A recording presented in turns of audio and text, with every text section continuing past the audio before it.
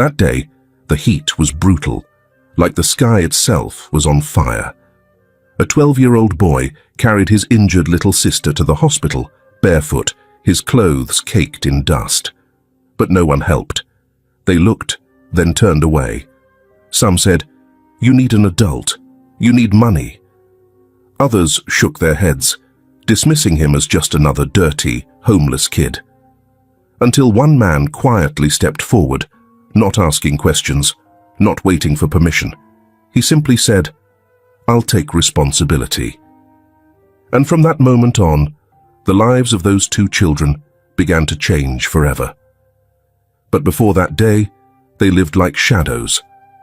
The apartment was small and smelled of boiled cabbage and cigarette smoke, the kind of place where sound carried too well and silence weighed heavy, pressing against the walls like humidity. Caleb Moore, 12 years old and taller than most boys his age, stood at the sink, rinsing out a plastic cup with a crack down the side. His little sister Lena, just 3, sat cross-legged on the kitchen floor with a mismatched doll in her lap and applesauce on her chin. From the hallway came the low hum of a television someone had left on too loud. Somewhere above, a toilet flushed. But in their unit, the stillness was different, tight, like breath held too long. Caleb glanced at the clock. 6:47 p.m. His mother should have been home an hour ago. He turned to Lena and smiled. "You hungry again, bug?" She nodded, not looking up. He knew she wasn't. Not really. She just wanted the comfort of being cared for. He reached for the last banana and peeled it slowly, dividing it into 2 parts. "Half for me, half for you. Fair deal?" Before she could answer, the front door creaked open. Caleb stiffened. Stephanie Moore walked in first, her eyeliner smudged, her uniform wrinkled, and her purse slung crooked over her shoulder. Behind her came Dale, in a button-up shirt he never tucked in, with that kind of smirk that made Caleb want to hide things, like the drawing Lena taped to the wall, like his own feelings. "You couldn't even clean the damn floor." Dale's voice sliced through the kitchen before Caleb could speak. Stephanie turned toward him, tired. "Dale, not now." "No," Dale cut in, stepping further into the room. "I've been busting my ass all day too. Kid can't even wipe applesauce off the ground." Caleb pulled Lena into his side, protective and quiet. "It's fine," Stephanie muttered, rubbing her forehead. "They're kids." "No," Dale snapped, voice tightening. "He's old enough to pull his weight. You keep babying him and he'll end up soft." Caleb didn't look up. He knew the rules. Eye contact was invitation. Talking back was war. He felt Lena's fingers wrap around his. She always knew when to get quiet. "You know," Dale said, looking right at him now, "maybe if your real dad had stuck around, you'd have some idea how to be a man." The words burned. Caleb didn't cry. Not here. Not in front of him. Stephanie shifted, almost said something, but didn't. Dale snorted and walked off toward the fridge. "Nothing in this dump to eat anyway." Caleb exhaled, slow and quiet, then looked down at Lena. She blinked up at him, wide-eyed, doll forgotten. He crouched and whispered in her ear, "It's okay, Bug. I've got us." She nodded, small and solemn. A secret pact. That night, as Dale's snores echoed from the bedroom and their mother sat on the couch staring into nothing, Caleb covered Lena with the only clean blanket and curled up beside her on the floor, his shoulder against hers, his palm against her back, listening to her breathe. The moonlight came through the blinds in slivers. In that stillness, he made a promise he wouldn't speak aloud, that whatever happened, she'd never be alone in this house. Not in the dark. Not while he was still breathing. And even if no one ever said it to him, he would be her safety, even if the world never gave it back. The heat that day didn't hum. It hissed. Windows groaned under the weight of it. The air inside the apartment clung to skin like wet fabric. Caleb stood by the sink, hands wrapped around a chipped mug, watching the slow drip of the faucet, like it might answer him. Lena was sprawled out on the faded carpet in the living room, humming to herself as she pushed a crayon back and forth across the same spot of paper. "Don't sing so loud, Bug," Caleb called. "Dale's asleep." She didn't answer, just switched to whispering. It was their quiet kind of rhythm, the kind that comes when the world outside your window doesn't feel safe to look at. Caleb was 12, but his shoulders ached like someone twice his age, from holding too much, from never knowing when it might all fall apart. The front door opened harder than usual. Stephanie stumbled in first, sweat at her collarbone, hair pinned back in a clip that no longer held much. Her purse hung like a weight. And Dale followed, shirt half-buttoned, sunglasses still on indoors. That look on his face, the one that made Caleb's stomach knot. "Get her off the floor," Dale muttered, gesturing toward Lena. "She's drawing," Stephanie said gently. "In my living room?" Caleb moved quickly, picking Lena up, though she protested softly. "We were being quiet," he offered. Dale's mouth twitched. Always an excuse. He grabbed a beer from the fridge, didn't look at either of them. Stephanie dropped her purse. "Let's not today, okay?" "Let's not what?" he asked. "Let's not pretend your kids run this place. Let's not keep acting like I'm not the only damn adult around here with a job that matters." Stephanie's mouth opened, but nothing came out. That night, the air didn't cool. The heat just settled deeper, as if it too had decided not to leave. Dale stayed up watching TV, loud, slurring at commercials. Caleb took Lena to their room early, tried to keep her quiet, though she wanted to dance. She spun, little hands raised, laughing at nothing and everything. "Shh," he whispered again. "You'll wake him." But she didn't hear, or she didn't care, or maybe at 3 years old, you still think love is louder than fear. Then, too quick for him to stop it, the door burst open. Dale stood in the frame, shoulders like a wall. "I told you to keep her quiet," he growled. "She was just playing," Caleb said, moving toward Lena. But Dale reached her first. He shoved her, hard. She tumbled back, her small frame hitting the wooden edge of the coffee table with a dull, thick thud, the sound of something that shouldn't bend that way. Time collapsed. Caleb blinked, and suddenly the room wasn't a room. It was fire. It was blood and silence and breath he couldn't find. Lena lay crumpled, not crying, not moving. "She'll be fine," Dale muttered, stepping back. Caleb dropped to the floor. "Lena." He shook her shoulder gently. Her eyes fluttered, but didn't open. "She needs a doctor," he cried. Dale scoffed. "You need to grow up. That little brat's always underfoot. Maybe now she'll learn to listen." "You hurt her." She ran into the table. "She's clumsy. Kids do dumb things." "You shoved her." Dale leaned in. "And you're going to keep your mouth shut. You say anything, and they'll split you two up. You think some foster home's going to keep you together? You think they'll let a 12-year-old boy raise a toddler? You'll lose her." Caleb felt the floor tilt under him. "She's all I've got," he said. "And you're nothing without me," Dale snapped. "Your mum needs me. You need to stop getting in the way." Caleb stared at him, and for the first time, he didn't look away. "She's not breathing right," he whispered. Dale turned, already cracking open another beer. That's when Caleb stood.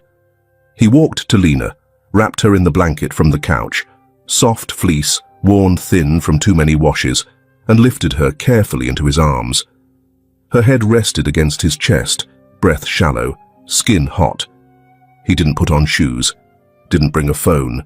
He just left, out the door, down the steps, into the open mouth of summer. No one stopped him. The world, as always, looked the other way. He walked 4 blocks before his arms began to tremble. Lena felt heavier with each step. The sun blistered the back of his neck. Cars passed without slowing. He didn't cry. He couldn't afford to. At a gas station, he stepped inside to ask for help. The cashier, a teen with a bored stare, looked them over and said, "No phone. Store policy." Caleb swallowed. "She's 3. She hit her head. Please." The boy shrugged. "Try the hospital." So he walked again. Somewhere near the edge of the city, he passed a sign that read, "In a world full of noise, be someone's quiet place." He whispered stories into Lena's ear, about pancakes that looked like stars, about their mother when she used to sing in the kitchen, about a backyard they didn't have, but might someday. At a street corner, an old woman with a walker spotted him and called out, "Sweetheart? You need help?" He turned, hesitant. She took one look at Lena and waved him over. "Come, sit. Let me see." He sat on her porch. She touched Lena's forehead, frowned. "I can't drive," she said, "but I can give you $20. The clinic's 10 minutes from here if you run." Caleb looked up, startled. She smiled softly. "I've had children too, and grandchildren. I know what desperation looks like when it wears a brave face." He nodded. "Thank you." "You're doing right by her," the woman said. And with Lena pressed against him, and the world finally noticing they existed, Caleb ran. Not away from something, but toward it, toward help, toward healing, toward the kind of silence that doesn't wound, but listens. The heat rose off the pavement like it had something to say. It shimmered in the distance, turning cars into mirages and stop signs into ghosts. Caleb Moore's arms trembled from the weight of his little sister, but he didn't shift her. Lena lay heavy and warm against his chest, her breath shallow, her curls matted with sweat. She hadn't made a sound in 20 minutes, not since the fall. The sun was high and white, the kind of heat that made air feel like punishment. He was 12 years old and barefoot. The sidewalk beneath him, scorched. With every step, it burned more. But he didn't stop. He passed a man on a bicycle who slowed down just enough to look, then pedaled faster, head turned away. A woman walked her dog on the other side of the street. She glanced over, her lips parting like she might ask something, but she didn't. She turned up the volume on her phone and kept walking. Caleb didn't blame them. People had lives, schedules, reasons.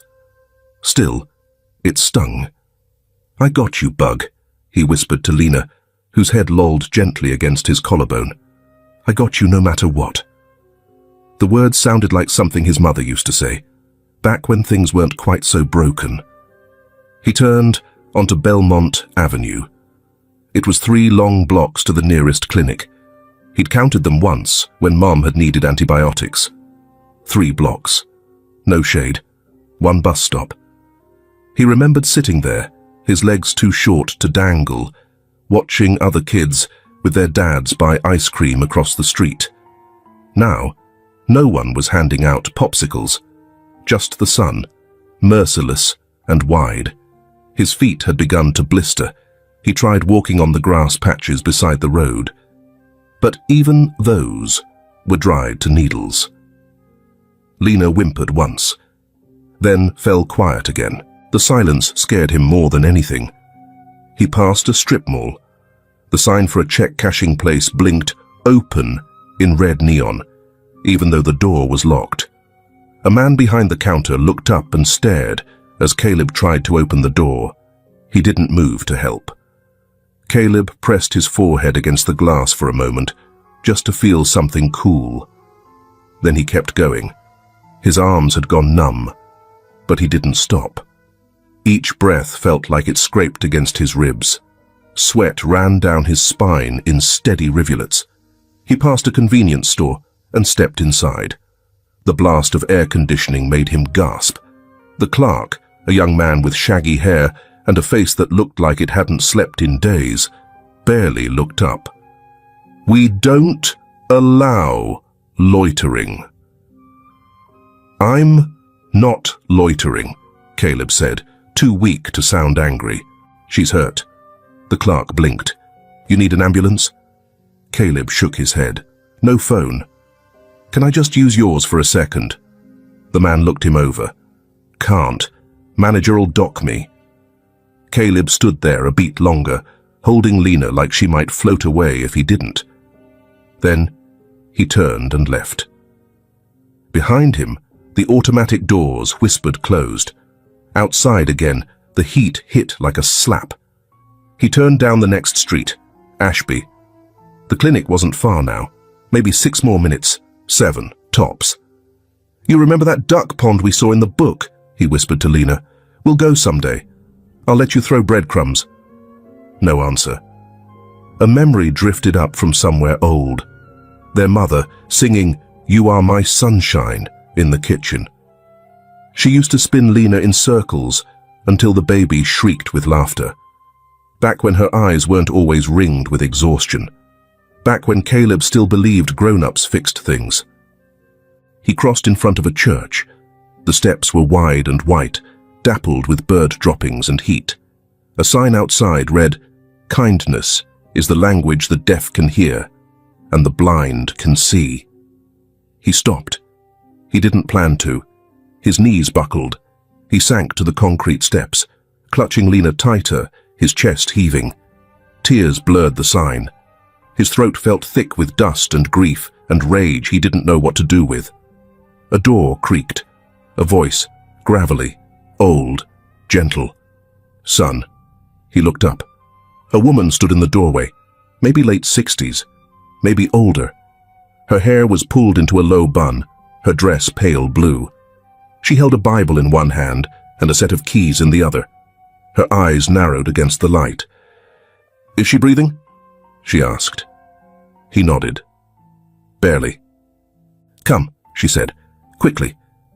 He followed her inside. The foyer smelled of wood polish and lemons. She led him to a couch just beyond the sanctuary and motioned for him to lay Lena down. Then she disappeared and returned with a damp cloth and a bottle of water. "You have family nearby?" she asked. He shook his head.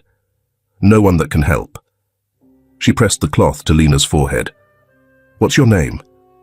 "Caleb." "And hers?" "Lena. She's 3. The woman nodded like she already knew them. "I'll call the clinic," she said. "They're just down the street. I'll have someone meet you out front." She hit her head. Caleb whispered, "It's bad." "I know," the woman said. Caleb looked down at his feet, blistered, red, raw. "She didn't do anything wrong." "I believe you." The words cracked something open in him. "I didn't know what else to do," he said. "I just walked." She sat beside him. "Sometimes walking is the bravest thing." He closed his eyes. The quiet around them wasn't heavy. It was soft. "People kept looking away," he said after a while. "Sometimes looking means feeling, and some folks, they're too afraid to feel. But I'm 12, he said, and I wasn't afraid." She reached over and gently placed her hand over his. "Then you're already more of a man than most." Outside, an engine idled. She stood and opened the door. A clinic van waited at the curb. The driver stepped out, expression serious but kind. As the woman helped Caleb lift Lena, she looked him in the eye and said, "You didn't fail her, Caleb. You walked through fire to get her here." He swallowed hard, nodded. Before he climbed into the van, he turned to her one last time. "Why'd you help me?" She smiled. "Because someone once didn't, and I promised I'd never do the same." Then the door shut, and the van pulled away, leaving behind a boy's footprints on hot cement. Small, bare, and burning with love. The clinic smelled of disinfectant and old paint. A nurse behind the glass spoke into her headset while scribbling something with a chewed-up pen. The lobby was full, sick toddlers clinging to tired parents, an old man coughing quietly in the corner, a woman pressing a cold pack to her cheek with shaking hands. No one noticed the boy at first. Caleb stood just inside the sliding glass doors, his arms wrapped tightly around Lena. Her head rested against his chest, her face flushed with fever and faint. His shirt clung to him with sweat and dust, and his feet, red, cracked, blistered, barely held him upright. He approached the counter. The nurse looked up briefly. I need help," Caleb said. His voice sounded like it came from the bottom of a well. The nurse frowned. "Where are your parents?" "She's 3, he whispered. "She hit her head. She's not really waking up." "I asked about your parents. I don't know where my mum is. Please, she needs a doctor. Now." The nurse's eyes lingered on Lena for a moment, on the small, limp body, on the bruise near her temple, but her voice didn't soften. "We need an adult, guardian, someone to sign the forms, insurance information. Without that, She's dying!" Caleb shouted. The waiting room fell still. The old man coughed once more, then quieted. Even the receptionist's pen stopped moving. "She's burning up," Caleb added, softer now. "She can't talk. She won't even cry." The nurse hesitated. Her mouth moved, uncertain. And then a voice, measured, calm, unmistakably commanding, rose from behind them. "Help her!" All eyes turned. A tall man stood near the entrance, framed by the glare of sunlight outside. He wore a charcoal grey suit and a quiet authority. His tie was loosened, jacket slung over his shoulder, as if he hadn't meant to stop here. But something made him. Nathaniel Rhodes. Most people knew him by name, a few by face. The man who built half the shelters in the state. The billionaire who never granted interviews. A widower with a mansion, but no family. A man who kept to himself until he didn't. Now, he stepped forward, his eyes locked on the child in Caleb's arms. "She doesn't need a form," he said. "She needs help. Now." The nurse blinked. "Sir, I'll pay," he said simply. "Bill me for everything. Just take her, please." 2 words, the first time his voice cracked. The nurse rose without another word and disappeared through a swinging door. A moment later, a team emerged. A stretcher, gloves, quiet urgency. One of them reached for Lena. "No," Caleb whispered, tightening his grip. A nurse knelt before him. "It's okay, sweetheart. You can walk right next to her." "I don't want her to be alone," he said. Nathaniel moved beside him, crouched to his level. He didn't touch him. He didn't speak at first. Just waited for Caleb to meet his eyes. "You carried her all this way?" Nathaniel asked softly. Caleb nodded. "She wasn't supposed to fall," he said. "He pushed her, and I didn't stop him." "You protected her," Nathaniel said. "You brought her here. That's the only thing that matters now." "I don't have anyone else." "You do now." The stretcher moved. Caleb followed, one hand on the rail. Nathaniel watched until the doors closed, then turned back to the counter. "I want her in the best room you have," he said. "No delays. No questions." The nurse nodded, stunned. "Yes, sir." He turned to sit, then paused, noticing something on the floor. A single pink sock. Tiny. Inside out. Dirtied from the road. He bent slowly and picked it up, smoothing the fabric between his fingers like it was something holy. He held onto it. An hour passed. Caleb sat in a cold room with soft lights and a vending machine that ate his last dollar. Nathaniel waited beside him, reading nothing, saying nothing unless spoken to. At one point, Caleb whispered. She likes strawberry cereal, the one with the marshmallows. Nathaniel nodded. And she hates loud noises? She cries when someone slams a door. I'll remember that. They sat in silence again. Then Caleb said, so quietly he nearly swallowed the words, he told me if I said anything, they'd take her away, that we'd be separated. Nathaniel didn't answer right away. He took a breath, then leaned forward. My father used to say something similar to me, that no one would believe a kid, that I should be grateful he hadn't left. Caleb looked up, startled. He hit you? Nathaniel's jaw tightened. Not where it showed. They were quiet again, but not the same kind of quiet. Not heavy, not empty, shared. A doctor came in. She spoke in gentle tones. Concussion, dehydration, minor skull trauma. But Lena would be okay. She'd need rest, monitoring, time. She asked for her brother, the doctor added with a smile. Caleb broke into silent tears. Nathaniel stood, quietly slipping a tissue into his hand. Later, they stood beside Lena's bed. She looked so small under the sheets, IV taped to her hand, curls damp and messy. Caleb sat beside her, his fingers stroking hers. She's going to be okay? He asked. Nathaniel nodded. She's strong, like her brother. Caleb whispered, thank you for not walking away. Nathaniel didn't respond for a moment. He stared at Lena, something unreadable in his eyes. I almost did, he admitted. I came here for a different reason, a meeting I didn't want to attend. I was going to cancel, turn around. Then I saw you. Why did you stop? Nathaniel's voice lowered. Because I know what it looks like when someone is breaking and no one steps in. Caleb looked at him wide-eyed. I won't let him near her again, the boy said fiercely. You won't have to. Nathaniel stood straighter. Tell me everything, the truth, no matter how ugly. I'll take care of it. Caleb hesitated. Then he began to talk.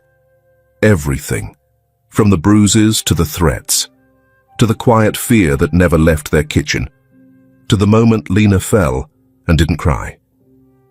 Nathaniel didn't interrupt once. When Caleb finished, his voice hoarse and spent, Nathaniel said only this. You were never meant to carry this alone.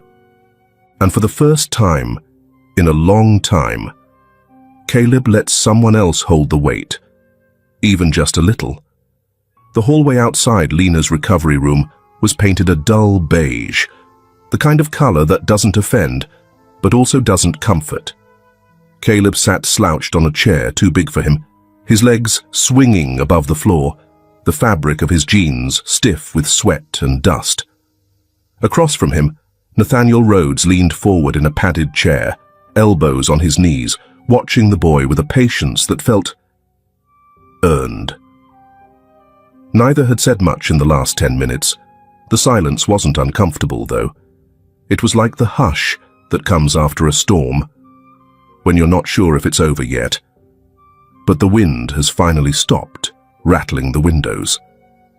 Caleb turned his head toward the window at the end of the corridor. He could see a sliver of sky, softening into dusk.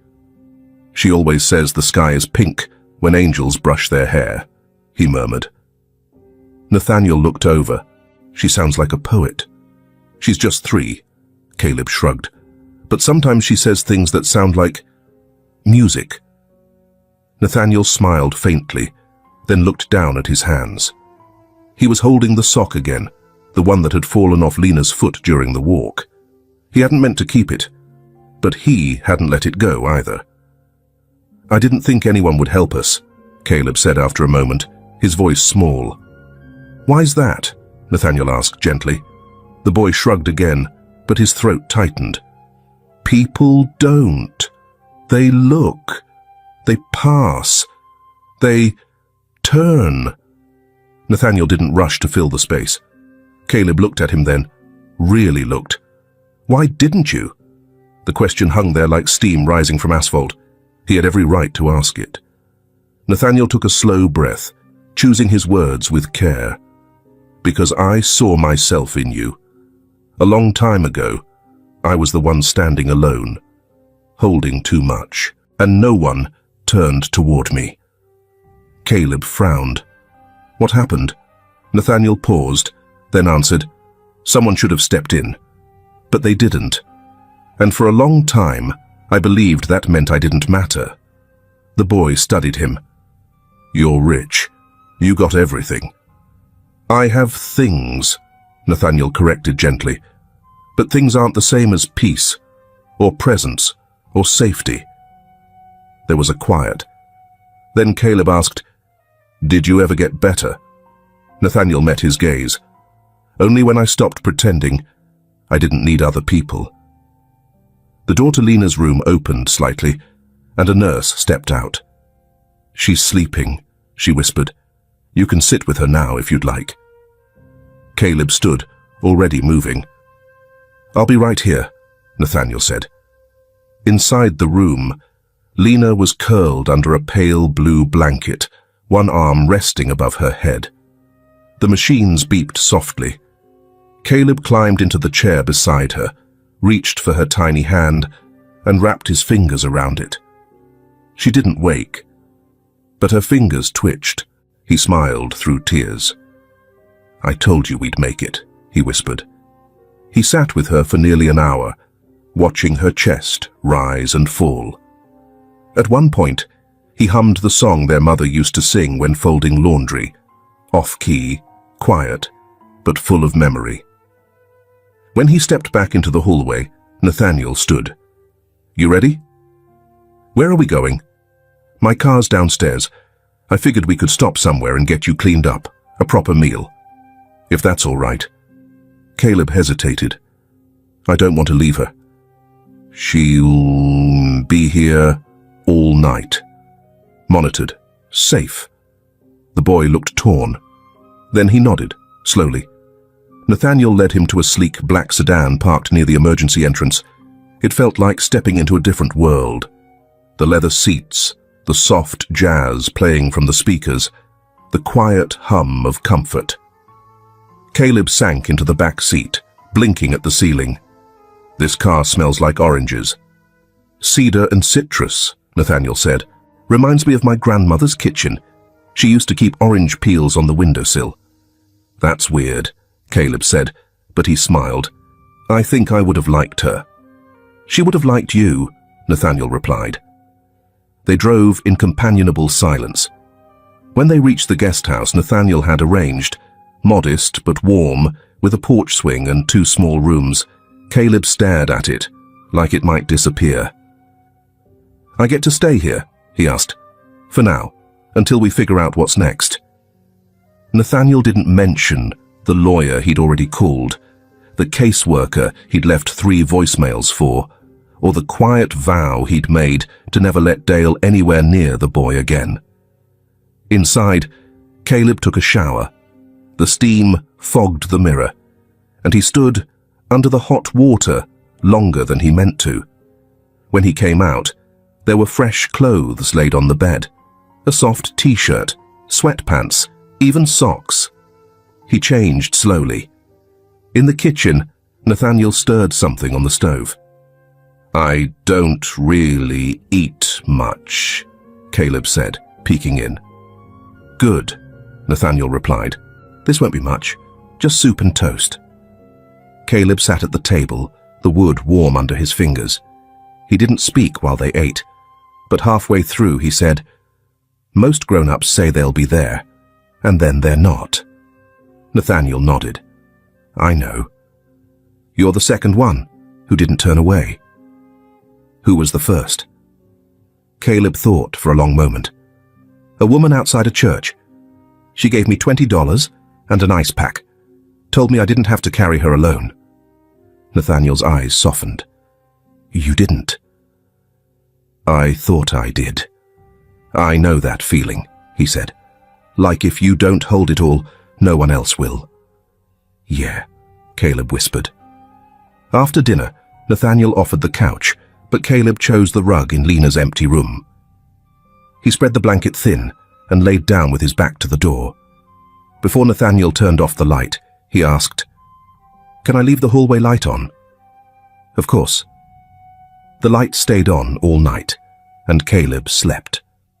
For the first time in weeks, no nightmares, no shouting through thin walls, just the hum of a quiet house, a hallway light, and the knowledge that someone had stayed, not for show, not for pity, but because they chose to. In the stillness, that choice became a promise. The second grown-up in his life who hadn't looked away might be the first one to stay. The hospital lights had that soft, milky glow that made everything seem less urgent than it was. But Caleb knew urgency. He'd lived with it, under its roof, beside its breath. Lena was asleep again, her cheeks pale but peaceful. A nurse had drawn a teddy bear on her monitor printout. She'd called Lena a little warrior, and Caleb had almost cried at how gently she said it. But outside her room, the real world hadn't softened. It was still sharp-edged, filled with adults who needed forms and proof and voices, louder than a 12-year-old boy could give. Nathaniel stood beside a nurse's station, phone pressed to his ear, voice low and measured. "Yes, I'm aware of the custody protocol. No, I'm not family, not legally. But he is in danger. They both are. I have a lawyer on the case already." Caleb watched him, this tall, quiet man who hadn't flinched once since they met. He hadn't asked for a backstory. He hadn't said, "Are you sure that's what happened?" Instead, he'd said, "Tell me everything," and meant it. But now, even with a lawyer, even with bills paid in full, there was something missing. Something Caleb didn't know how to name. Evidence. The next morning, Caleb sat at the small table near Lena's bed. She was awake now, eating yogurt slowly, still weak, still not speaking much. She handed him a piece of paper, crumpled and torn at the edges. On it, a drawing. 4 stick figures. 2 large ones, one holding a bottle in its hand, scowling. A smaller one, with curly hair lying beside something sharp and jagged, maybe a table. And one more figure, a boy, with tears coming from 2 dots. Caleb stared. He knew exactly what it was. "Bug," he whispered. She pointed to the paper and then to the 4 in her hand. "He did this?" she said. Only 3 words, but they burned into the air like smoke from a flare. Nathaniel walked in just then, holding a coffee. "Morning," he greeted gently, then paused when he saw the drawing. Caleb held it out. She just said, "He did this." Nathaniel took the paper carefully, his fingers brushing Caleb's. "No one in that house is going to believe me," Caleb said. "They'll say I'm making it up, or protecting her." Nathaniel sat down. "What if we don't ask them to believe you?" Caleb looked confused. "I've asked a private investigator to go by your building today," Nathaniel said. "Some neighbors might talk, but more importantly," he paused, "some houses in that development, yours included, were fitted with smart doorbells last year. Motion sensors, video archives." Caleb's eyes widened. "You think it saw?" "I think it might have," Nathaniel said. "And if not that one, maybe another neighbor's. Sometimes the truth lives in the things no one notices." Caleb gripped the edge of the table. "If we had a video..." "We'll find out," Nathaniel said. Then, softer, "You've already told the truth. It's time someone helped you prove it." That afternoon, while Lena rested and Caleb dozed beside her with one arm over her tiny frame, Nathaniel stepped outside to meet the investigator, a gruff, middle-aged woman named Carol, who had the kind of walk that said, "Get out of my way," without needing to say anything at all. She handed him a USB drive. "This is from the unit across the courtyard. Picked up motion and audio from your boy's window on the day in question. Footage is clean. No tampering. And... Carol looked him square in the face. It's bad, but it's enough. She hesitated, then added, He's lucky he ran when he did. Nathaniel nodded, but his face stayed still. The kind of still that comes from years of learning how to hide reactions. But inside, something surged, fury, relief, and something heavier than both. Grief. Grief that it had to come to this, that a child had to bleed to be believed. He took the drive and turned to go back in. Carol stopped him. That kid, she said, her voice softer. I've seen a lot of things, but the way he carried her, on that footage, he kept saying, Stay awake, Bug, we're almost there, stay with me. Over and over. Nathaniel nodded. Once. I know. Back in the hospital room, Nathaniel waited until Caleb was awake, and Lena was softly coloring in a butterfly sticker book. Then he handed the boy the USB drive. We have it, he said. It shows what happened. Caleb's mouth fell open slightly. You saw it? Nathaniel nodded. The whole world will if you want them to. Caleb stared at the tiny plastic rectangle like it was a lifeline. Then he whispered, Will it stop him? It'll start the process, Nathaniel said. Police, court, restraining orders, protective custody. Your story's no longer just words. I'm not scared of him anymore, Caleb said, but I'm scared they won't care. Nathaniel crouched down beside him. I care. That's one. The lawyer cares. That's two. And when we show them this, your truth, her drawing, that tape, others will care too. Caleb didn't speak for a long time. Then finally, Do you think Mom knew? Nathaniel blinked. Knew what? How bad it was. With Dale, Nathaniel considered. I think maybe she was drowning too. Some people can't call for help when they're under the water. Caleb nodded slowly. Then, what happens now? Nathaniel looked at Lena. Now, we let her rest. We let the lawyer work. And we wait. But you won't wait alone. Caleb let out a breath he hadn't known he'd been holding.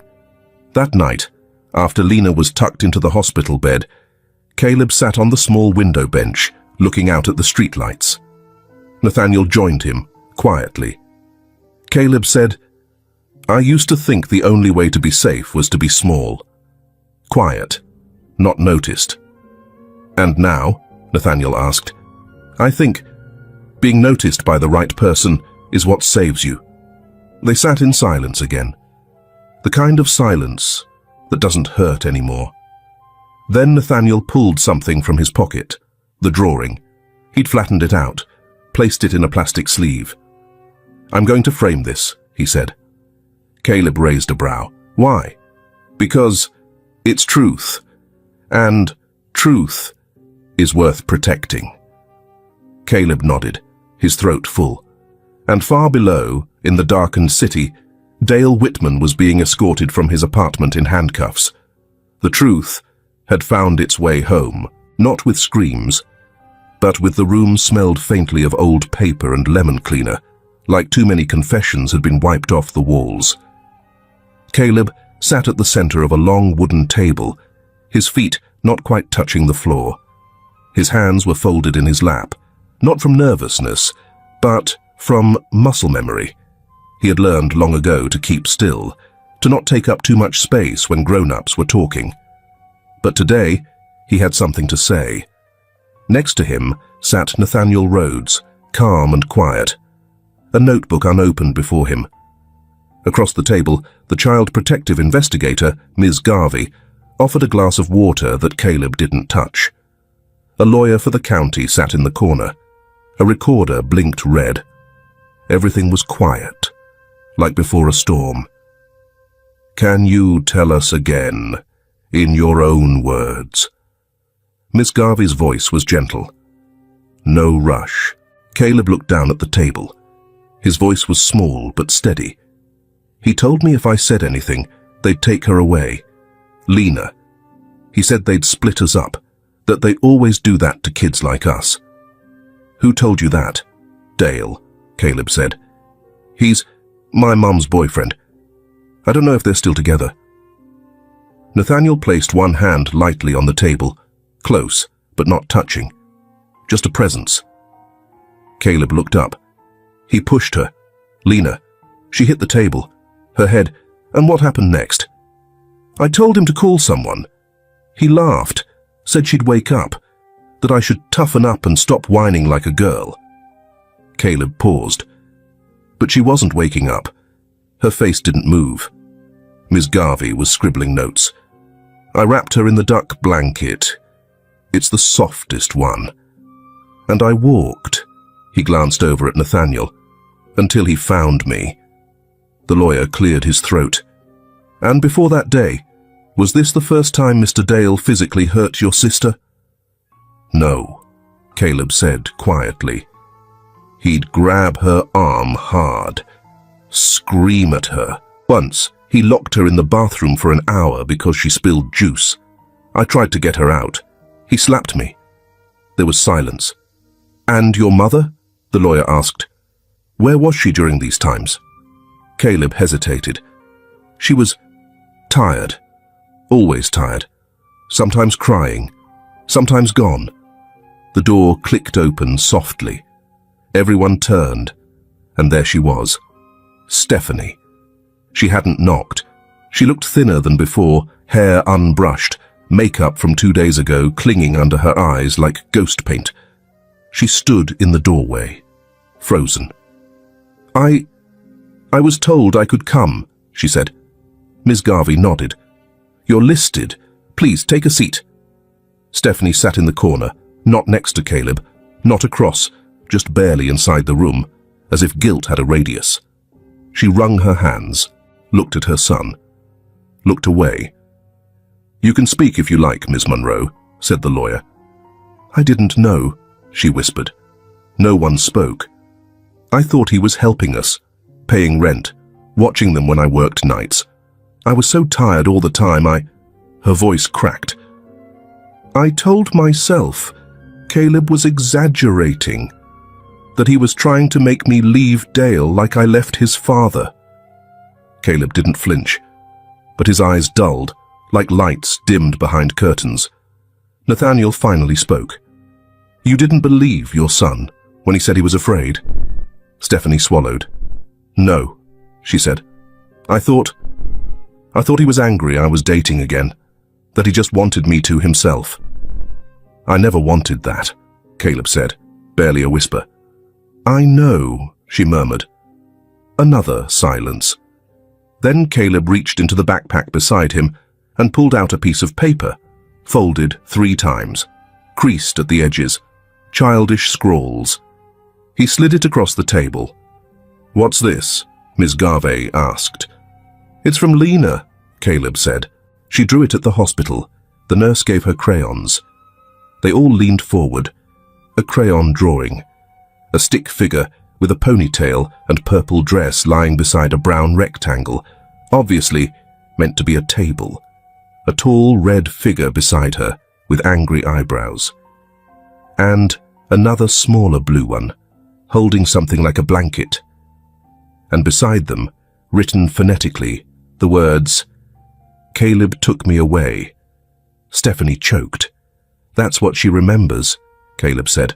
She doesn't have all the words, but she remembers.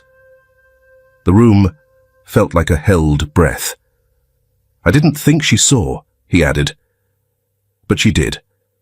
Stephanie stood. Not in anger, more like collapse. She walked to the table, eyes red, and placed a trembling hand on the drawing. She looked at her son. I failed you, she said. Caleb didn't say anything. I let a man treat you like noise, and I told myself you were just dramatic. But you weren't. You were protecting her. And me. Still no answer. She let her tears fall then. Quiet. Without sobbing. Just salt and surrender. I don't deserve either of you, she whispered. But if you'll let me, I want to try again. Even if all you let me do is sit in the waiting room while she sleeps. Even if all I ever get is one more drawing. Caleb's lips trembled. She asks for you sometimes, he said. Stephanie blinked. She does? She thinks you're working late. I didn't tell her you left. Stephanie sank into the nearest chair, burying her face in her hands. I wanted to come back, she said, but I didn't know how to face what I'd ignored, and I was scared they'd take you both away if I showed up too late. Nathaniel cleared his throat. You're here now, he said, but you're not the one who decides what's enough. He is. He looked at Caleb, and for the first time, Caleb turned fully toward his mother. I don't trust Easy anymore, he said. Stephanie nodded, lips pressed tightly. But I remember when you used to sing to us. That sweet baby James song. She looked up, startled. That's the mom I still miss, he said, the one with the dish towel over her shoulder and burnt spaghetti sauce on the stove. Her lips trembled. If she comes back, Caleb whispered, maybe we can draw her a picture too. Stephanie covered her mouth with one hand. Miss Garvey stood. That's enough for today. She turned off the recorder. And just like that, the boy who had walked through heat and fear to save his sister made space for one more seat at the table. Not a clean slate, but maybe a corner of the paper. Blank. Waiting. Ready to be drawn on. The courtroom wasn't grand. No stained glass windows, no sweeping ceilings. Just linoleum floors, flickering fluorescent lights, and a wooden seal mounted crooked on the wall behind the judge. But for Caleb, it felt as big as the world. He sat on the wooden bench beside Nathaniel, his shoes barely brushing the floor. His hands were folded, back straight, heart pounding. Dale sat across the room in a dark grey suit too tight around the neck, his jaw clenched in that way Caleb remembered all too well. It wasn't anger, it was ownership. That cold, quiet confidence Dale wore when he thought no one could touch him. But today was different. Stephanie sat in the second row behind Caleb. Her hands were shaking in her lap. She hadn't spoken much on the ride over, just stared out the window, lips pressed tight, as if holding in a tide. The judge, a middle-aged woman with tired eyes and a firm voice, called the hearing to order. It wasn't a criminal trial. Not yet. This was family court, a place where custody, guardianship, and truths were sorted like broken puzzle pieces. Mr. Rhodes, the judge said, looking toward Nathaniel. You're the guardian ad litem, correct? I am, Your Honor, he replied calmly. And you've been caring for both children. Yes. And you wish to retain temporary custody while this matter is investigated. I do, he said, then added, because it's safer that way. The judge nodded, flipping through the file before her.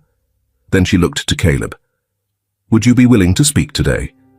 Caleb nodded once. You understand what it means to speak the truth here? I do, he said quietly. Even if it's hard. They called him forward. He stepped up to the witness seat, hands gripping the wooden sides, legs dangling. State your name, the judge instructed. Caleb Monroe. And your age? 12. The room was so quiet, Caleb could hear the pen scratching against the clerk's notepad. Tell us what happened, Caleb, in your own words. He took a breath. He hurt her. Lena. He always yelled, but this time he shoved her. She hit her head. She didn't cry. She just stopped moving. His voice cracked, but he didn't stop. I told him we had to call someone. He said no, that she'd be fine, that I was being weak, that nobody would believe me anyway. Who said this? The judge asked gently. Dale. The man shifted in his seat. And then, what did you do? I carried her, all the way to the clinic. You carried your 3-year-old sister, barefoot, across several blocks to the hospital.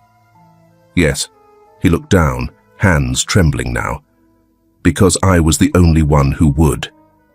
The judge paused, her expression unreadable. The opposing lawyer rose. Caleb, did Dale ever say anything about what would happen if you spoke out? Yes, Caleb replied. He said they'd take us away, put us in homes, split us up. And did that scare you? Caleb looked at him. It still does. Silence. Then Dale stood, unprompted. This is ridiculous, he snapped. A 12-year-old kid gets to decide what's true. The kid's always had an issue with me. He's jealous, possessive of his mother. He wanted me out from day one. Mr. Dale, the judge warned, he's making up fairy tales. Look at me. Do I look like someone who'd hurt a child? Stephanie stood suddenly. Your Honor, she said, voice wavering. May I speak? The judge hesitated, then nodded. Go ahead, Ms. Monroe. Stephanie stepped forward. I used to think Caleb was exaggerating, that he just didn't like Dale. I let my exhaustion cloud my judgment, but I saw the bruises, I heard the yelling, and I chose to look away. Her voice cracked. My daughter could have died. She turned to Dale, her eyes hard. And you didn't flinch. Dale scoffed. You're weak, Stephanie.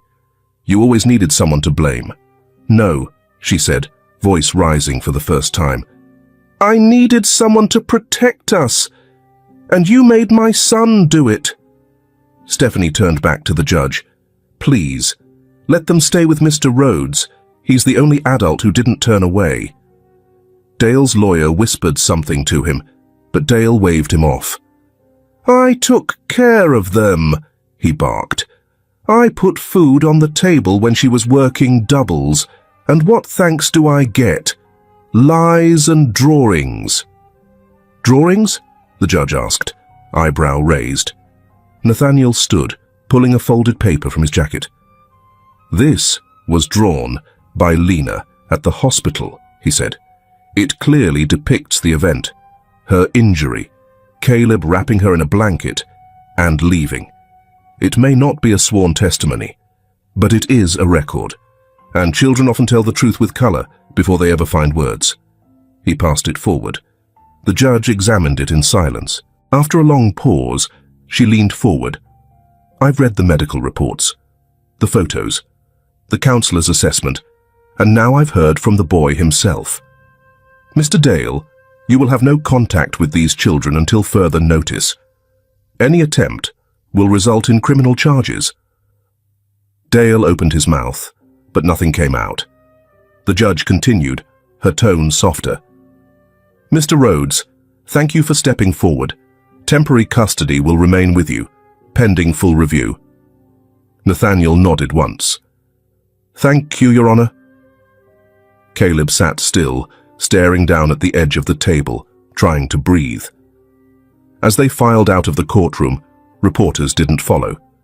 There were no headlines, but something sacred had shifted. Outside, the sunlight had changed, gentler, golden, as if the sky had exhaled. Stephanie stood next to Caleb, unsure. Can I walk with you? She asked. He nodded. They walked side by side, not touching, not rushing. After a block, she asked, why did you speak up, even when you were scared? Caleb looked ahead. Because sometimes the smallest voices are the only ones that tell the truth. Nathaniel followed behind, letting them have the sidewalk. And above them, the courthouse stood small, ordinary. But inside it that day, a boy lit a match against the dark. The courthouse doors shut with a hiss behind them. Outside, the afternoon sun draped everything in amber, the trees, the sidewalk, even the silence between mother and son. Stephanie walked 2 steps behind Caleb, as if uncertain whether she was allowed to walk beside him. Nathaniel kept a respectful distance, knowing this part of the road was not his to lead. Caleb didn't speak. Not yet. He stared straight ahead, A boy who had grown too old in too little time. His hands were in the pockets of a jacket Nathaniel had given him, one size too big, but warm. "Can we stop for ice cream?" Lena asked suddenly from her stroller. Her voice, soft, hopeful, cracked something open. Caleb glanced back. "You feel okay?" She nodded. "The pink kind." With sprinkles, Stephanie looked at Caleb, waiting. It wasn't her decision anymore. He hesitated, then nodded once. The shop was quiet, just the hum of the freezer and a soft jazz record playing in the corner. They sat at a round table by the window. Lena kicked her feet as she scooped pink ice cream into her mouth with clumsy joy. A sticky dot of cream clung to her nose. Caleb didn't eat. He watched her. He always watched her. Stephanie sat across from him, spoon idle in her cup. "I used to bring you here," she said, "when you were 5. You spilled chocolate syrup on everything." Caleb didn't answer. "I would wipe your hands with napkins and laugh. I don't know why I remember that now." He looked at her. "Because that was before." Her eyes welled up. "I know I don't deserve to come back. Not like this. But I want you to know I'm staying. I signed the agreement. Dale won't be near us again. Ever." Caleb blinked slowly. "Will you go to those meetings?" he asked. "The therapy ones?" "I will." "Even when it's hard?" Stephanie nodded. "Even then." Caleb looked down at his untouched cone. "That's the only way I'll believe you." She nodded again. "Fair." Then quietly, almost in passing, he said, "You could have left him sooner." The sentence was simple, but it carried years. "I know," she said. Silence. Then Lena, oblivious to the undercurrent, announced, "I drawed us." She held up a napkin scribbled with crayon from her pocket. 3 stick figures, one tall with brown hair, one small with curls, and a medium-sized one with square shoulders. "That one's you," she said to Nathaniel. "You have the biggest arms. You hold the house up." He smiled, but it was Caleb who spoke next. "For as long as you need," he said. "It's yours too now." That night, back at the guest house, the kitchen light glowed warm. Nathaniel fried eggs, while Stephanie washed the dishes from lunch, sleeves rolled up. Caleb sat at the table, flipping through a comic book he didn't really read. Lena colored beside him, tongue poked in concentration. It wasn't perfect, but it was quiet, and nobody raised their voice. The official custody transfer came 3 days later. Nathaniel was granted temporary guardianship, with Stephanie allowed supervised visitation under Caleb's discretion. A social worker would check in weekly. There were signatures, stamped documents, words like stability, best interest, and trauma-informed care. To Caleb, it meant something simpler. There was a lock on the front door that worked. There was no shouting in the kitchen. There was space to exhale. One morning, Stephanie showed up holding a shoebox. She sat it on the kitchen table. "These are yours," she said, "from when you were little. I kept them." Caleb opened the box slowly. Inside were drawings, a crumpled birthday card, a paper crown from a fast food restaurant. "You used to call me Sir Caleb," she said. "Made me bow before I could enter your blanket fort." Caleb smiled for the first time that day. It was small, tentative, but it stayed. Later, as Stephanie stepped outside, he followed. "Why did you bring those?" he asked. She looked at him, startled. "Because I wanted you to know. You were always loved, even when I didn't protect you like I should have." Caleb stared at the yard. "I used to wait at the window," he said, "at night, just in case you'd come back early." "I'm sorry," she whispered. "I didn't know how lost I'd gotten until you stopped looking for me." The wind moved gently through the trees. "I'm still angry," he said. "I know. But I don't want to be forever." Stephanie swallowed hard. "Then maybe We just take it one drawing at a time." He nodded and walked back inside. 1 week later, the doorbell rang. Caleb opened it to find a small brown envelope on the mat. Inside, a photograph from the courtroom, him seated upright, brave, speaking truth. On the back, Nathaniel had written in neat cursive, "Justice is not always loud. Sometimes it walks quietly beside the smallest feet." There was no signature, just an address for a private scholarship foundation. Caleb placed the photo beside Lena's latest drawing on the fridge. Underneath, he taped one word, written in thick blue ink: "Safe." And in a home no longer haunted by shouting. In the hush of a kitchen filled with light and quiet strength. A boy who had carried more than his share finally set something down. Not bitterness, not blame, but a small part of hope. And it stayed. The sun filtered through lace curtains, warm and gentle, like a whisper against the wooden floor. It was the first Saturday of the month. Pancake Day, as Lena called it, and the kitchen smelled of cinnamon and something softly burning. Caleb stood at the stove, flipping imperfect pancakes, while Lena sat at the counter with her knees tucked under her chin, drawing. Her hair had grown out, soft curls now reaching her shoulders, no longer tangled, no longer pulled. Nathaniel walked in, holding the mail. He looked rested for once, like a man learning the art of staying. "Something came for you," he said, placing a white envelope on the table. Caleb wiped his hands and opened it.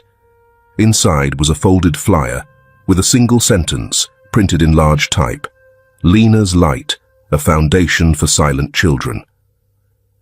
Below was a picture of Lena from last spring, sitting in a field of wildflowers, holding a paintbrush, smiling with her eyes closed.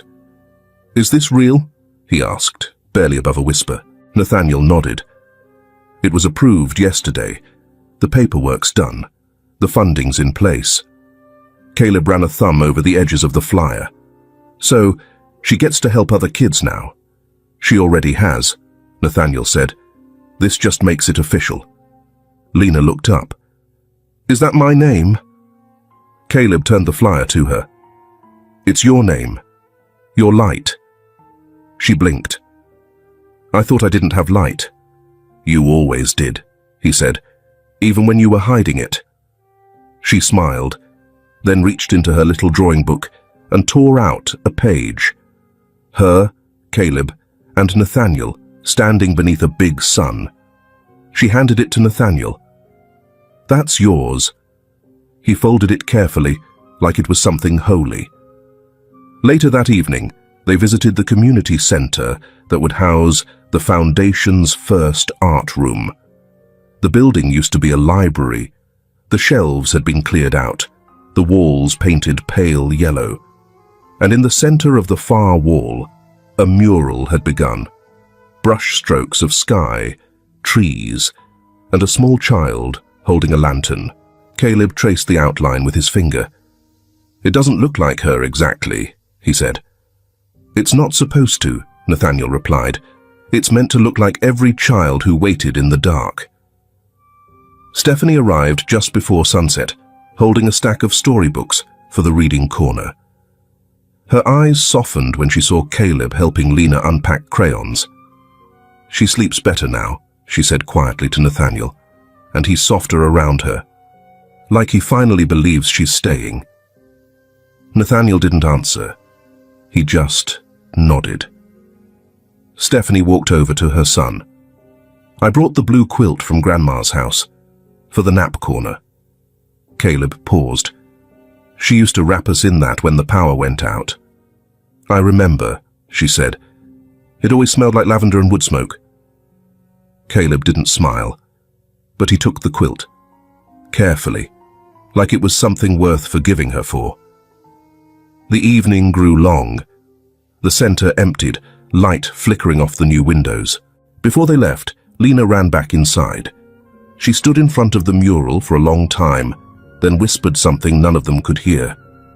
When she turned around, There were tears on her cheeks, not frightened ones, soft ones, the kind that come when something unlatches inside and breathes. "What did you say to the painting?" Stephanie asked. Lena shrugged. "I said thank you for waiting." On the walk home, Nathaniel hung back again, giving them space. Caleb reached for Lena's hand. She took it.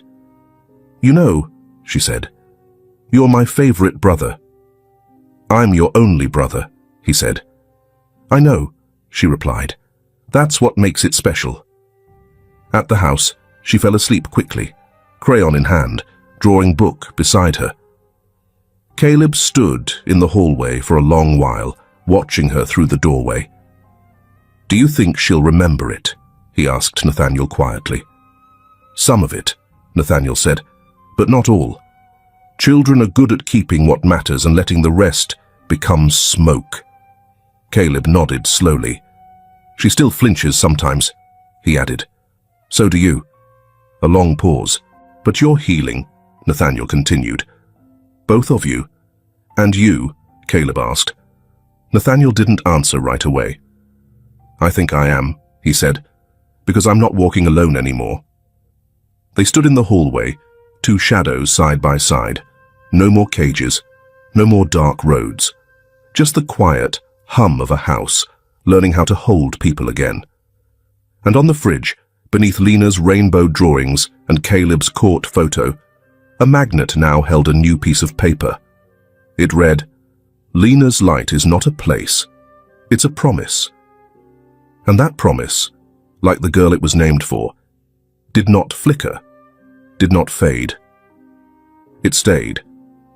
Not every hero wears a cape. Some are 12, with tired eyes and a crumpled blanket. Some are 3, with a drawing clutched in one small hand. And some, like Nathaniel, like Stephanie, like the reader who made it this far, are simply people who choose, at some point, to stay. Lena's light isn't just a name, it's a reminder that even when the world fails you, love can come back. That silence isn't always the end of a story. It can be the breath before someone finally speaks up. That no matter how deep the hurt, healing begins with one person willing to say, "I believe you." In a world where it's easy to turn away, this story dares to look closer, to remind us that what we choose to notice can save a life. Or two. Or many. So if you're reading this today, ask yourself, who might need your quiet presence, your listening ear, your second chance? And more importantly, how are you doing? Are you sleeping enough, eating something warm, letting someone in just a little? Because sometimes the person you're most meant to rescue is yourself. Take care of your heart today. You matter more than you know. And somewhere, someone like Caleb or Lena is hoping there are more people in the world like you. Be that light and let it stay.